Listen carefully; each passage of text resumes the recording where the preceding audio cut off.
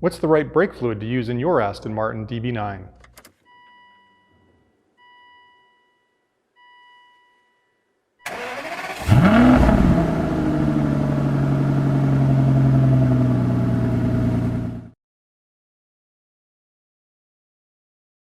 In this episode of Aston1936.com, I'm going to talk about what's the right brake fluid to use in your Aston Martin DB9, or really any other Gaydon era car like the Vantage, the Vanquish, the DBS, the Rapide. First place I thought I would check is the glove box owner's manual, which is a place that many of us forget about. And it actually says for brake or clutch fluid, use Castrol Super Response .4.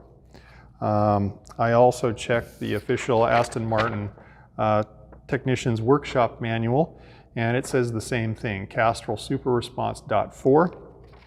I thought I would check in with Mike from Bamford Rose in the UK. Bamford Rose is an independent Aston specialist that primarily services Gaydon era cars just like this.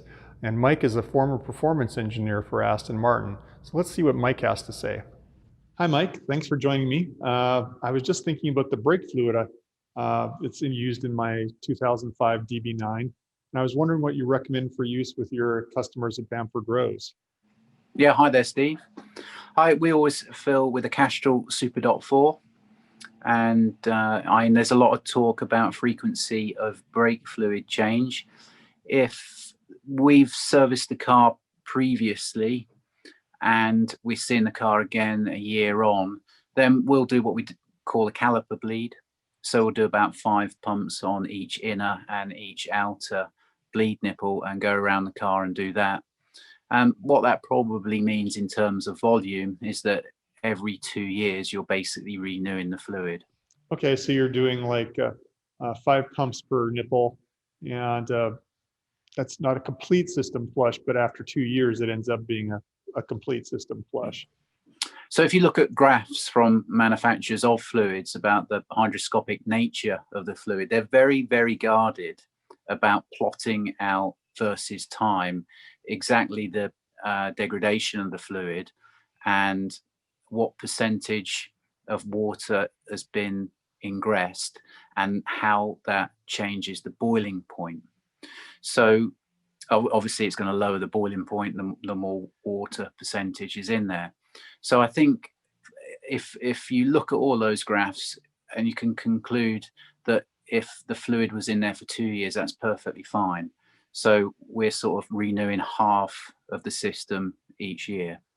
And one of the things I think that's also good about at least getting the valves cracked open each year is I get people contacting me all the time that they've broken off a bleed nipple, and then when I actually ask them when was the last time that bleed nipple had been opened up, it's invariably 2, 3, or 4 years ago, and they're in some environment that's kind of harsh. I think there's actually some benefit to every year at least getting in there, cracking those bleed nipples open, as part of the the flush, or at least a partial bleed, just to keep working them from time to time, because they'll seize up if you just let them sit there forever. Definitely. You can put the spanner on and try to crack the bleed nipple off, and just that initial feel, you can tell whether it's going to undo or not. Yeah. And if it doesn't, then you're going to have to take the caliper off. Fortunately here we've got a good fabrication engineering shop on site, so we can carefully remove the union and put a new bleed nipple in. So I was going to ask about the brand of the fluid. Now, you mentioned the Castrol Super .4.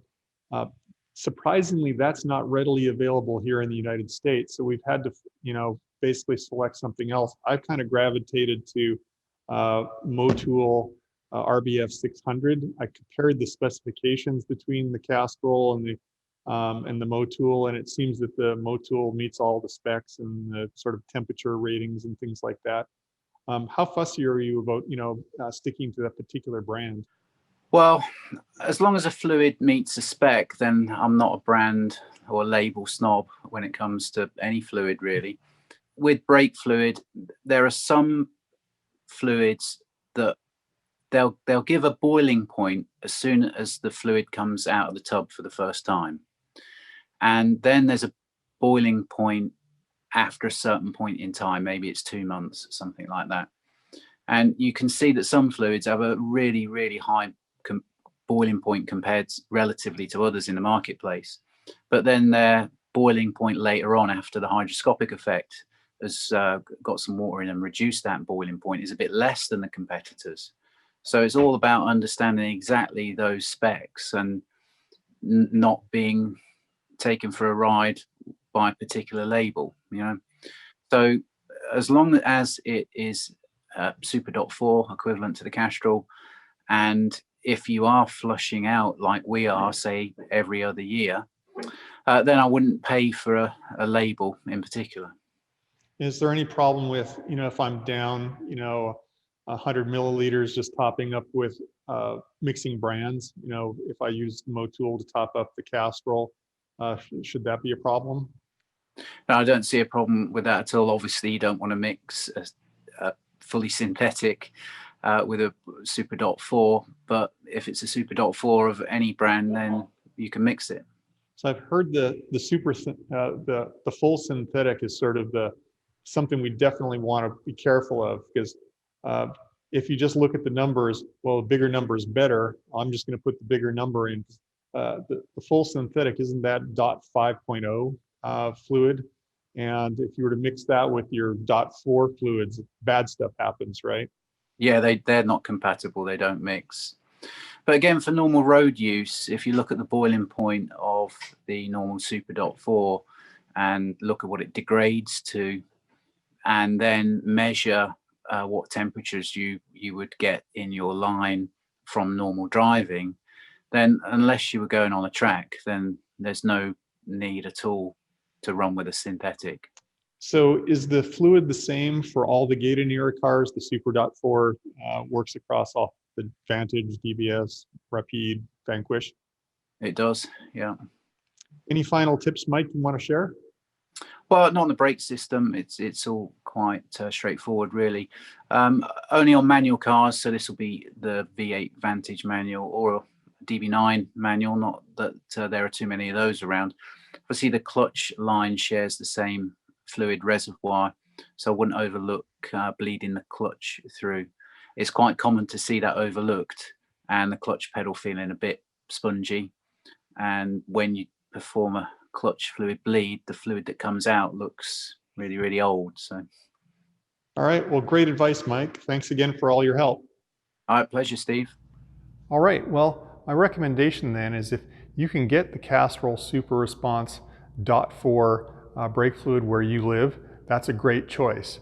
If you're in the United States or Canada, where we basically can't find that fluid, my recommendation and go-to is the Motul RBF 600. To do a full brake fluid flush on your car, I end up going through 2 or 3 of these bottles, so that's about 1.5 liters during each annual service. You're supposed to change the brake fluid every annual service, but you can probably stretch that out from every 1 to 2 years, but I certainly wouldn't go any longer than 2 years because brake fluid is hygroscopic and absorbs water. So down here, you'll find the companion blog article where you'll find links to buy the fluids that I've talked about. Up here, you'll see a link to a video on how to change the brake fluid in your Aston Martin DB9. Down here, if you like to receive videos like this, please subscribe. And as always, I love to hear your comments. Please leave those down below. Thanks for watching.